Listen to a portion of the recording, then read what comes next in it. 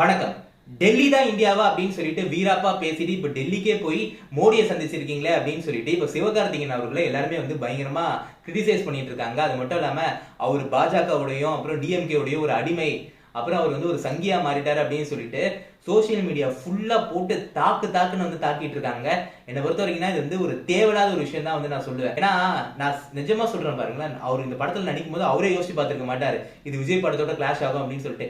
Even அந்த படத்தோட first teaser இல்ல ட்ரெய்லர் வரும்போது கூட நம்மளும் எதிர்பார்க்கல இது வந்து விஜய் படத்தோட கிளாஷ் ஆகும் அப்படின்னு சொல்லிட்டு. ஸோ ஒரு ஜென்ரலா ஒரு மற்ற படத்தை அவர் நடிக்கிற மாதிரி தாங்க நடிச்சாரு. இது உண்மையிலேயே யாரை பாலிடிக்ஸ் பண்ணா அப்படின்னு கேட்டீங்கன்னா ரெட் ஜெயின்ஸ் அவங்க தான் பாலிடிக்ஸ் பண்ணி இதை வாண்டடா விஜய் படத்தோட கிளாஷ் பண்ணணும்னு சொல்லி கொண்டு வந்தாங்க. அது மட்டும் இல்லாமல் இந்த விஷயத்துல யார் பாலிடிக்ஸ் பண்ணான்னு கேட்டீங்கன்னா பிஜேபி. அவங்க வாண்டடா வந்து இந்த இடத்துல வந்து இந்த பராசக்தி டீம் வந்து கூட்டிட்டு வந்து இந்த மாதிரி பண்ணோம் அப்படின்னு சொல்லி அவங்க வந்து நினைச்சாங்க.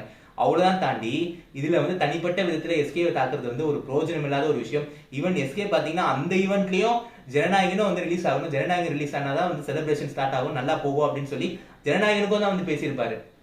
ஸோ அதனால இந்த விஷயம் பொறுத்த வரைக்கும் கேட்டீங்கன்னா எஸ்கே மேல எனக்கு எந்த ஒரு தப்பும் வந்து இருக்குன்னு வந்து தோணலைங்க. ஸோ அதனால நீங்க இந்த தனிப்பட்ட தாக்கல்லாம் விட்டுருங்க, அதெல்லாம் நான் வந்து சொல்லுவேன். பராசக்தி இப்போ எல்லாரும் பார்த்துட்டோம், இனிமேல பார்ப்பீங்க, எல்லாரும் பாருங்க.